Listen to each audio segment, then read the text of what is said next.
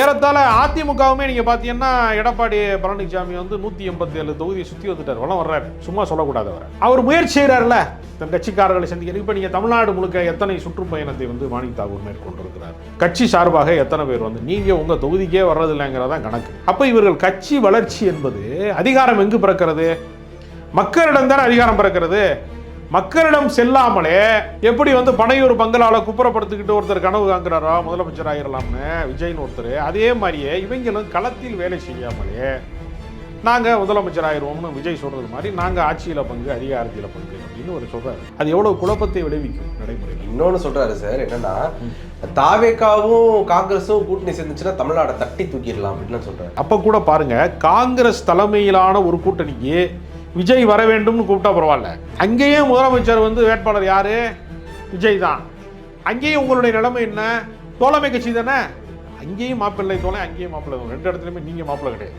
உனக்கு நான் யோசிச்சு பாருங்க, விசிகா மாதிரி மிகப்பெரிய ஆக்டிவான அரசியல் களத்தில் நின்று எல்லாவற்றிற்கும் போராடுகிற அரசியல் செய்யக்கூடிய விசிகாவுக்கு 6 தொகுதியே, எந்த வேலையுமே செய்யாமல் இருக்கக்கூடிய மெத்த மேல படுத்து தூங்குறவங்களுக்கு 25 தொகுதி. எவ்வளவு பெரிய வேறுபாடு பாருங்க. 6 தொகுதி எங்க இருக்கு, 25 தொகுதி எங்க இருக்கு. இந்தியா முழுக்க இருக்கக்கூடிய எல்ஐசி மாதிரி எத்தனையோ பொதுத்துறை நிறுவனங்களை உருவாக்கியது வந்து காங்கிரசினுடைய பேரியக்கம் தான். அவர்கள் ஆட்சியில தான் இந்த நாட்டினுடைய மாண்புகள் காக்கப்பட்டிருக்கிறது, மதச்சார்பின்மை காக்கப்பட்டிருக்கிறது, அரசியல் சாசனம் வந்து உறுதி செய்யப்பட்டிருக்கிறது, இடஒதுக்கீடு உறுதி செய்யப்பட்டிருக்கிறது. இவ்வளவு பெரிய வேலை திட்டம் இருக்கக்கூடிய ஒரு மாபெரும் அரசியல் கட்சியை கொண்டு போய் ஒரு சினிமா நடிகருடைய காலடியில் வைப்பது என்பது எப்படி சரியா இருக்க முடியும்? உங்களோட மரியாதை என்ன அப்படிங்கிறது வந்து திமுகவுக்கு தெரியும்ல. திமுக வந்து காங்கிரஸை எதிர்த்து உருவான கட்சி தான் கடந்த காலங்களில். இன்றைக்கு வந்து உங்களோட வேல்யூ என்னன்னு திமுகவுக்கு தெரியும். வாகை தமிழ் நேயர்களுக்கு வணக்கம். என்று நம்மோடு நேர்காணல் பேசுவதற்காக அரசியல் விமர்சகர் திருமிகு ராஜகம்பீரன் அவர்கள் நம்மோடு இருந்திருக்கிறார். வாருங்கள், அவரோடு பேசலாம். சார் வணக்கம். சார் வணக்கம். காங்கிரஸ் கட்சிக்குள்ள என்னதான் சார் நடக்குது? ஏன்னா எடப்பாடி பழனிசாமி அவர்கள்லாம் வந்து கருத்து சொல்றாரு, திமுக காங்கிரஸ் கூட்டணி வந்து நிலைக்காது, தேர்தலுக்குள்ள பாருங்க உடஞ்சு போகுது அப்படின்ற மாதிரிலாம் கருத்து சொல்லியிருக்கிறாரு. மாணிக்கம் தாக்கூர் வேற தினம் ஒரு சர்ச்சையை கிளப்பிக்கிட்டே இருக்காரு, மதுரை வடக்கு எங்களுக்கு வேணும் அப்படின்னு சொல்லி. எப்படி பாக்குறீங்க சார்? காங்கிரஸ் கட்சிக்காரர்களுக்கு நீண்ட நெடுங்காலமாக 67 விட்ட ஆட்சியை இந்த நாள் வரைக்கும் மீண்டும் அதிகார மையத்தை நெருங்கவே முடியவில்லை. அன்றைக்கு 67 தோற்ற போது அவர்கள் 45% வாக்கு வங்கி அவர்களிடத்திலே இருந்தது. காமராஜர் மறைந்த போது அது 35% இருந்தது. அதற்கு பின்பு 21% வந்து திமுக கூட்டணியிலே 114 117 இருக்கும்போது வந்தது. அப்போ படிப்படியாக குறைந்து கடைசியாக அவர்கள் 2014 காலகட்டங்களிலே அவர்களுடைய வாக்கு வங்கி என்பது 4.3 என்று ஆகிவிட்டது. அதாவது 4.5% சற்று குறைவாக மாறிவிட்டது. 45% இருந்து படிப்படியாக இறங்கி 10 மடங்கு கீழ் இறங்கி 4.3க்கு அவர்கள் வந்து விட்டார்கள் என்கிற போது ஏறத்தாழ மக்கள் நீதி மையத்துக்கும் அந்த 4%க்கான வாக்கு வங்கி இருக்குது. அப்போ இவர்களுடைய நிலைமை என்னவாகிவிட்டது என்றால் சரிந்து விட்டது. இந்த சரிவை எப்படி வந்து தூக்கி நிறுத்துவது அப்படின்னா, நீங்கள் வந்து ஆட்சியில் பங்கு அதிகாரத்தில் பங்கு கேட்டால் நமக்கும் வந்து இப்போயே அவங்களுக்கு எம்எல்ஏக்கள் இருக்காங்க, 18 எம்எல்ஏக்கள் இருக்கிறாங்க. அந்த விஜயதாரணி வந்து ராஜினாமா பண்ணனால 17 எம்எல்ஏக்கள் இருக்கிறாங்க, 10 நாடாளுமன்ற உறுப்பினர்கள் இருக்கிறாங்க. அவங்க ஊராக போய் கொடியேற்றி வச்சு கூட்டம் போட்டு வந்து மதச்சார்பின்மைனா என்ன, காங்கிரஸ் இருந்தபோது என்ன நடந்தது, என்ன இந்த ஆட்சியே இவ்வளவு அவலமாக இருக்குது என்று பாஜகவை எதிர்க்க வேண்டிய அவர்கள் திமுகவை எதிர்த்து கொண்டிருக்கிறார்கள். ரொம்ப வினோதமாக இருக்கிறது. பகையாளியை விட்டு பங்காளி சண்டையிலே ஈடுபடுகிறார்கள். அப்போ இந்த அவர்கள் கட்சியை வளர்ப்பது என்பது அதுக்கு திமுக பொறுப்பேற்றுக் கொள்ளுமா? திமுக போய் காங்கிரஸ் கூட ஏற்றி வைக்குமா? திமுக காரர்கள் போய் ஒன்றிய செயலாளர்கள் போய் கட்சி வளர்ப்பாங்களா? அப்படி இல்லை. அவரவர் கட்சியை அவரவர் தான் வளர்க்க வேண்டும். மகாகவி தாகூர் தான் சொன்னார், எவ்வளவு வசதியானவனாக இருந்தாலும் காதலிக்கான முத்தத்தை வேலைக்காரனிடம் கொடுத்து அனுப்ப முடியாது என்றார்.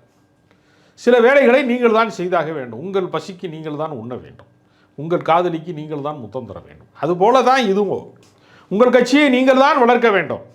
அப்படி வளர்ப்பதற்கு நீங்கள் ஊர்தோறும் பயணம் செய்திருக்கிறீர்களா? எதுவுமே கிடையாது. இப்போ மாணிக் தாகூர் திருப்பரங்குன்றம் பிரச்சனையில் எச் ராஜா வந்து அயோத்தியா மாற்றுவோம், திருப்பரங்குன்றத்தை அயோத்தியா மாற்றுவோம், தர்காவை வந்து ரீலோகேட் பண்ணுவோம் என்று சொன்னபோது கண்டன அறிக்கையை விட்டு நான் விடமாட்டேன், நான் வந்து இந்த மதுரை மண்ணிலே வந்து மத நல்லிணக்கத்துக்கு கேடு விளைவிக்கக்கூடிய சக்தியை நான் விடமாட்டேன்னு களத்தில் வந்து அவர் நின்றாரா? யார் நின்றா சொல்லுங்கள்? களத்தில் நின்றவர்கள் யார்? அப்போ ஒரு அரசியல் எங்கு வளரும் அப்படின்னா உங்களுடைய எதிர்ப்பில் தான் அரசியல் வளரும். அவங்க மத்திய அது ஒரு தேசிய கட்சி, உங்களுடைய எதிரி பாஜக. இப்போ நீங்கள் வந்து ஒரு கலகம் செய்து கூட்டணியை உடைத்து வெளியேறினால் தமிழ்நாட்டிலே என்டிஏ ஆட்சிக்கு அது வழிவகுக்கும். என்டிஏ ஆட்சிக்கு வழிவகுத்தா என்ன அர்த்தம்? பாஜக தான் ஆட்சி செய்ய போகுது. அப்போ தமிழ்நாட்டில் திமுக ஆட்சி வேணாம், பாஜக ஆட்சி செய்யட்டும்னு அதற்கான பாதை போட்டு தருகிற வேலையை தமிழ்நாடு காங்கிரஸ் கமிட்டி செய்கிறதா அல்லது மாணிக் தாகூரோ பிரவீன் சக்கரவர்த்திகளோ செய்கிறார்களா என்கிற சந்தேகம் வருகிறது. அப்போ உங்கள் கட்சியை நீங்கள் பலப்படுத்த வேண்டும் அப்படிங்கிறது உண்மை. அதற்கு நீங்கள் களத்திலே வேலை செய்ய வேண்டும், பல பொதுக்கூட்டங்களை நடத்த வேண்டும். மாநிலம் முழுக்க இப்போ நீங்கள் திமுக பாருங்கள், மாநிலம் முழுக்க இளைஞர் அணி கூட்டமாக போடுவாங்க. அடுத்து பார்த்தீங்கன்னா இன்னொரு அண்ணா பிறந்தநாள் விழா கூட்டம் போடுவாங்க. பல நிகழ்ச்சிகளை நடத்தி கொண்டே இருப்பாங்க. நீங்கள் வந்து திமுக நிகழ்ச்சிகள் நடக்காத இடங்களே இருக்காது. அவ்வளோ வேகமாக செயல்படுவாங்க. ஏறத்தாழ அதிமுகவுமே நீங்கள் பார்த்தீங்கன்னா எடப்பாடி பழனிசாமி வந்து 187 தொகுதியை சுற்றி வந்துட்டார், வளம் வர்றார். சும்மா சொல்லக்கூடாது அவரை. அவர் முயற்சி செய்கிறார்ல தன் கட்சிக்காரர்களை சந்திக்கிறது. இப்போ நீங்கள் தமிழ்நாடு முழுக்க எத்தனை சுற்றுப்பயணத்தை வந்து மாணிக் தாகூர் மேற்கொண்டிருக்கிறார், கட்சி சார்பாக எத்தனை பேர் வந்து, நீங்கள் உங்கள் தொகுதிக்கே வர்றதில்லைங்கிறதான் கணக்கு. அப்போ இவர்கள் கட்சி வளர்ச்சி என்பது அதிகாரம் எங்கு பிறக்கிறது? மக்களிடம் தானே அதிகாரம் பிறக்கிறது. மக்களிடம் செல்லாமலே எப்படி வந்து பனையூர் பங்களாவில் குப்புறப்படுத்திக்கிட்டு ஒருத்தர் கனவு காண்கிறாரோ முதலமைச்சர் ஆகிடலாம்னு விஜய்னு ஒருத்தர், அதே மாதிரியே இவங்களும் களத்தில் வேலை செய்யாமலே நாங்கள் முதலமைச்சர் ஆயிடுவோம்னு விஜய் சொல்கிறது மாதிரி நாங்கள் ஆட்சியில் பங்கு அதிகாரத்தில் பங்கு அப்படின்னு ஒரு சொல்கிறாரு. அது எவ்வளோ குழப்பத்தை விளைவிக்கும் நடைமுறையில். இன்னொன்று சொல்கிறாரு சார், என்னென்னா தாவேக்காவும் காங்கிரஸும் கூட்டணி சேர்ந்துச்சுன்னா தமிழ்நாடை தட்டி தூக்கிடலாம் அப்படின்னு சொல்கிறாரு. அப்படி சொல்கிறாங்கல்ல, தைரியம் இருந்துச்சுன்னா தனித்து வந்து நீங்கள் வந்து இந்த மாதிரி ஒரு கூட்டணி அமைச்சு, அப்போ கூட பாருங்கள் காங்கிரஸ் தலைமையிலான ஒரு கூட்டணிக்கு விஜய் வர வேண்டும்னு கூப்பிட்டா பரவாயில்ல, அங்கேயும் முதலமைச்சர் வந்து வேட்பாளர் யார்? விஜய் தான். அங்கேயும் உங்களுடைய நிலைமை என்ன? தோழமை கட்சி தானே, அங்கேயும் மாப்பிள்ளை தோழை, அங்கேயும் மாப்பிள்ளை தோழை, ரெண்டு இடத்துலையுமே நீங்கள் மாப்பிள்ளை கிடையாது. அப்போ இரண்டு இடங்கள்லையுமே நீங்கள் துணைநிலை அமைப்பாக தான் தோழமை அமைப்பாக தான் போறிய. கூடுதல் சீட்டு கொடுக்குறாங்கன்னு வச்சுக்கோங்க. இப்போ 237 தொகுதி 234 தொகுதி இருக்குது அப்படின்னா விஜய்கிட்ட போனீங்கன்னா 200 தொகுதியை கொடுப்பாரு.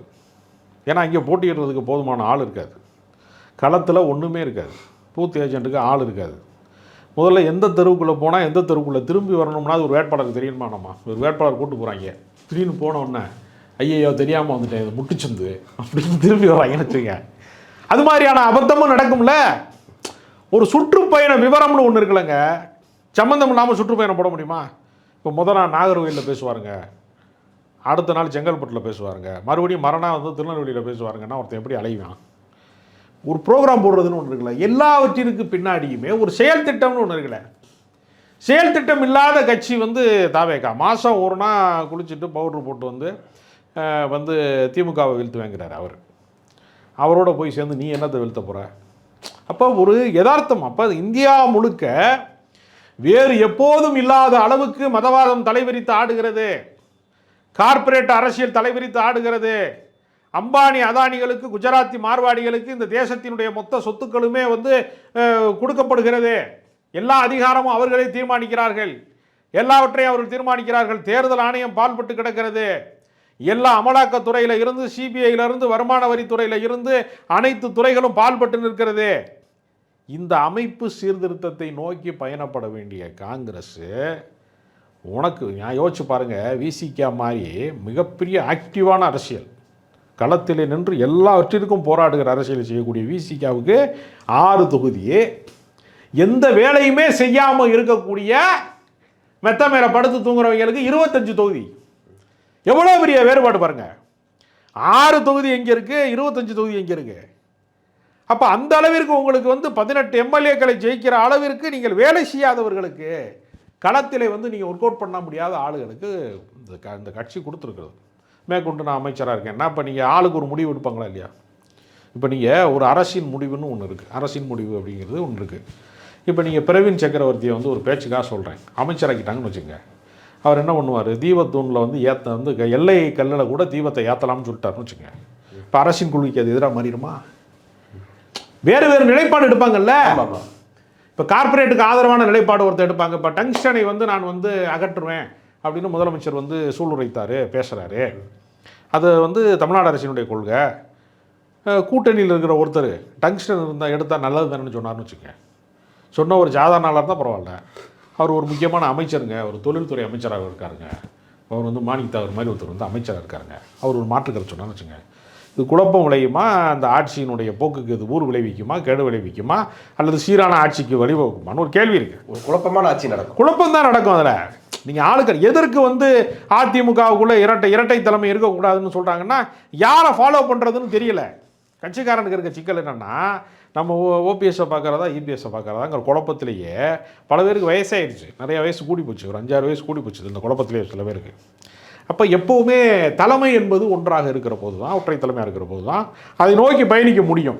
அதனால் காங்கிரஸ் கட்சியை வளர்க்குறேங்கிற பேரில் பனையூர் பங்களாவுக்கு பக்கத்தில் கொண்டு போய் குழியை தோண்டி புதைச்சிடாதீங்கிறத நம்ம சொல்கிறோம்.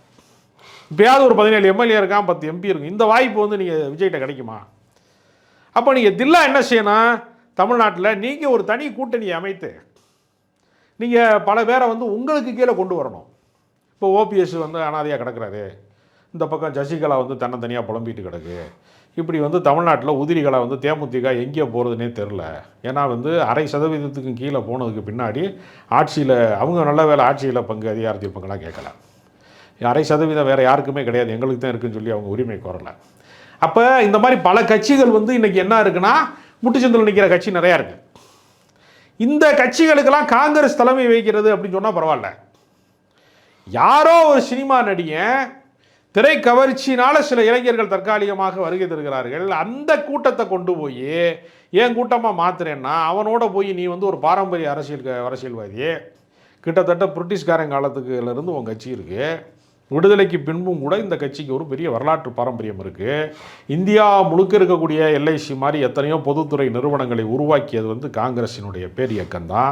அவர்கள் ஆட்சியில் தான் இந்த நாட்டினுடைய மாண்புகள் காக்கப்பட்டிருக்கிறது, மதச்சார்பின்மை காக்கப்பட்டிருக்கிறது, அரசியல் சாசனமும் வந்து உறுதி செய்யப்பட்டிருக்கிறது, இடஒதுக்கீடு உறுதி செய்யப்பட்டிருக்கிறது.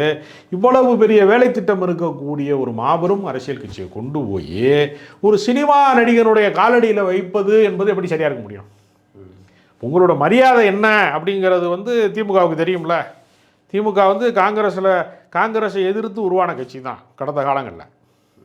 இன்றைக்கு வந்து உங்களோட வேல்யூ என்னன்னு திமுகவுக்கு தெரியும்.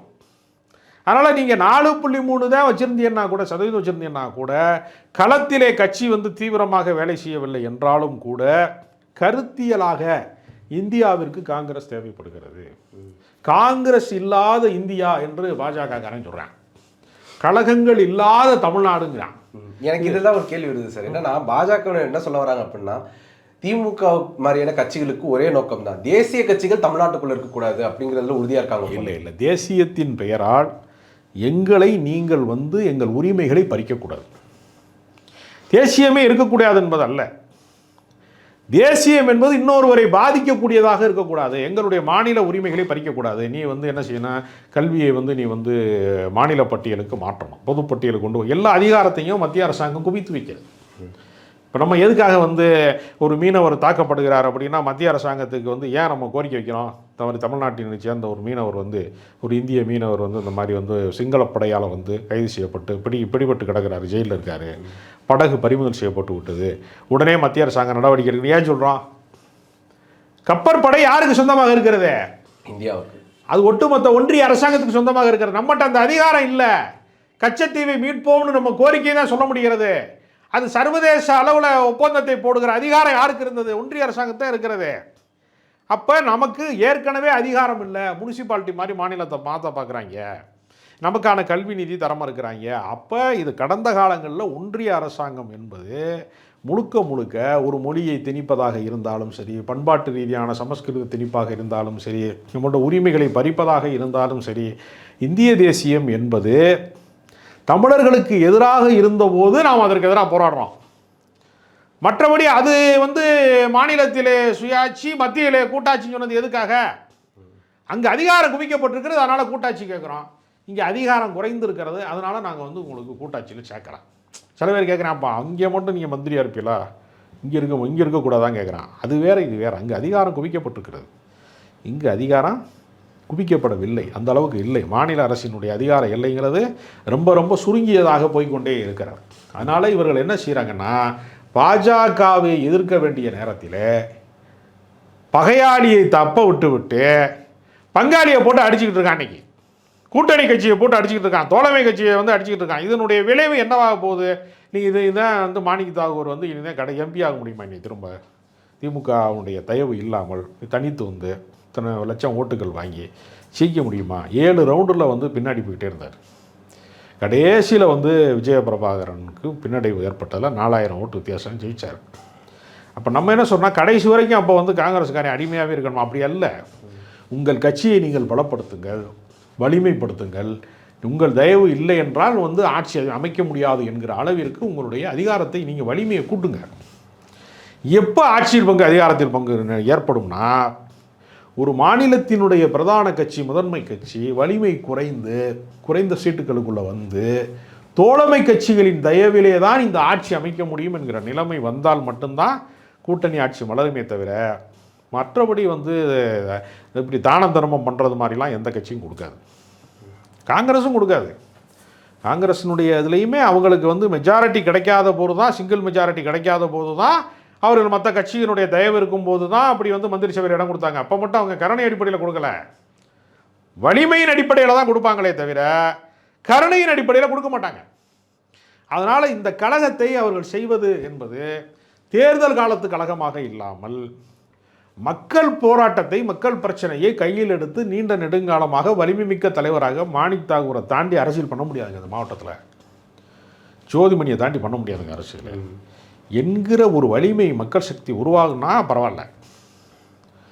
விட்டுட்டு போயினாங்கன்னா அவ்வளோதாங்க, நாங்கள் எம்எல்ஏவே ஆக முடியாதுங்க, இவங்கெல்லாம் எம்பியாக இருந்துக்கிட்டு இந்த மாதிரி வம்புழுக்கிறாங்க, நாங்கள் எம்எல்ஏ எப்படி ஆகிறது திரும்பணும். காங்கிரஸ் அப்போ காங்கிரஸுக்குள்ளே 2 அணியாக இருக்குது. இப்போ திமுக ஆதரவு அணி, எதிர்ப்பு அணி 2. இதை வந்து ஒரே அணியாக மாற்ற வேண்டியது தேசிய தலைமையின் கையில் இருக்கிறது. அதனால் இது மல்லிகார்ஜுன கார்கேட்ட போய் சொல்லியிருக்கேன்னு செல்வ பிறந்தவர் சொல்கிறார். முடிவுக்கு கொண்டு வர வேண்டிய இறுதி கட்டத்திலே அது இருக்கிறது. 22ஆம் தேதி கூட்டணி கட்சிகளுக்கான தொகுதி பங்கீடு சம்பந்தமான பேச்சுவார்த்தையை திமுக தொடங்குகிறது. ஒரு வாரத்துக்குள்ளே எல்லாம் இறுதி செய்யப்படும். அது வரைக்கும் கூச்சல் போடலாம், கும்மாளம் போடலாம், கத்தலாம், கதறலாம், எதுவும் நடக்க போகிறதில்ல. திமுக கூட்டணி, காங்கிரஸ் கூட்டணி உடைய வேண்டும் என்று ஆசைப்படுபவர்களுடைய கனவுல சீக்கிரமாக மண்ணு உளுத்துரும் ஒரு வாரத்தில். உங்களுடைய நேரத்தை ஒதுக்கி எங்களோட கருத்தில் பந்தமைக்கு நன்றி சார்.